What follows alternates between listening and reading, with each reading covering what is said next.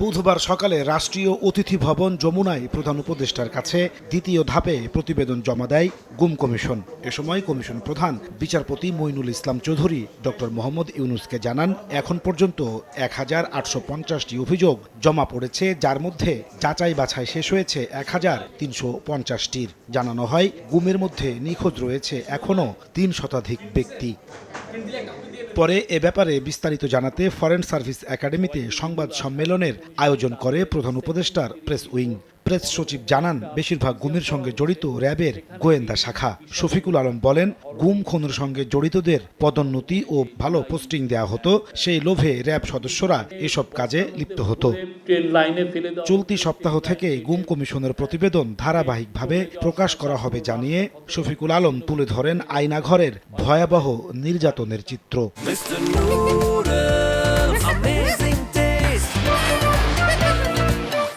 এই যে গুম হয়েছে যারা, তার মেন কালপ্রিট বা দ্য কিলার ফোর্স ওনারা বলছেন, এটা হচ্ছে র্যাবের ইন্টেলিজেন্স উইং।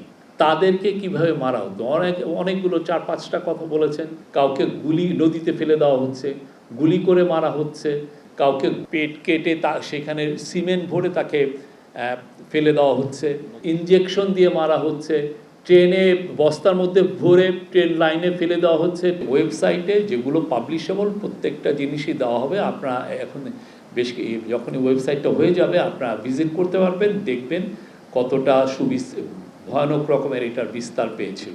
এ সময় তিনি জানান, ৭ বছর নিখোঁজ থাকলে মৃত বলে বিবেচনার বিধান পরিবর্তন করে ৫ বছর করার সুপারিশ করেছে কমিশন। গুমের সঙ্গে জড়িতদের বিচার করতে সরকার প্রতিশ্রুতিবদ্ধ বলেও জানান শফিকুল আলম। যারা পুলিশের মধ্যে অনেকে পিপিএম, বিপিএম, ভালো পোস্টিং, ভালো পজিশন, সেটা পাওয়ার জন্য এই কাজগুলো অনেকে করেছেন।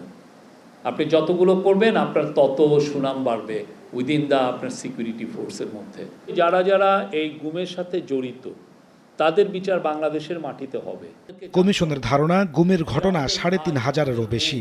সময় নিয়ে প্রতিটি ঘটনা তদন্ত করবে তারা। এদের যে করে হোক। নাজমুস সালেহী, সময় সংবাদ, ঢাকা।